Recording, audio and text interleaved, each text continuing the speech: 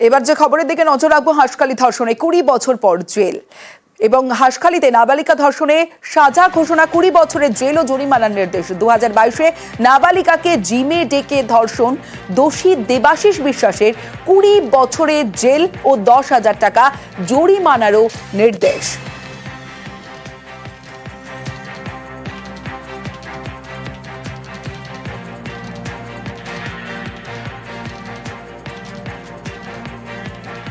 সালে কেসটা হয় 29/1/2022, হাঁসখালি পিএস কেস নাম্বার 94/2022। পরবর্তীকালে এই কেসটা চার্জ হয় 6 পক্সো অ্যাক্ট 376(3), এই কেসটা চার্জ হয়।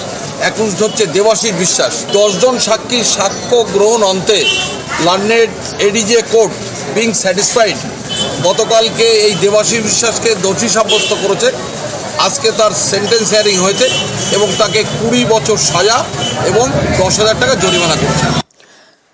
দেবাশিস বিশ্বাসের 20 বছরের জেল, হাঁসখালি ধর্ষণে 20 বছরের জেল। আমার সঙ্গে আমার প্রতিনিধি রঞ্জিত রয়েছে, আরো বিস্তারিত বলবে রঞ্জিত।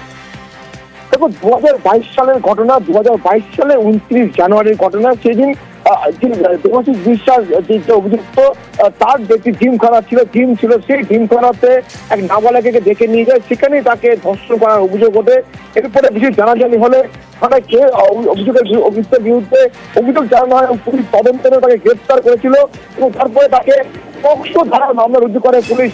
সেই মামলারই আজ সাজা ঘোষণা ছিল এবং তাকে 20 বছরের কারাদণ্ডের নির্দেশ দেয়, 10,000 টাকা তাকে জরিমানা নির্দেশ দেয়। তো জানি নাকি যে এই মামলাতে একেবারে প্রথম থেকেই পুলিশ সচেতন ছিল এবং প্রত্যেকটি দিনে যেখানে সাক্ষ্যদান ছিল, প্রত্যেকটি সাক্ষ্যদানে কিন্তু সঠিকভাবে করার চেষ্টা করেছিল পুলিশ এবং অভিযুক্তের বিরুদ্ধে সম্পূর্ণ অভিযোগ প্রমাণিত হয় এবং তাকে কিন্তু আজ 20 বছর সাজা ঘোষণা করে রান্নাঘাট বিচারক।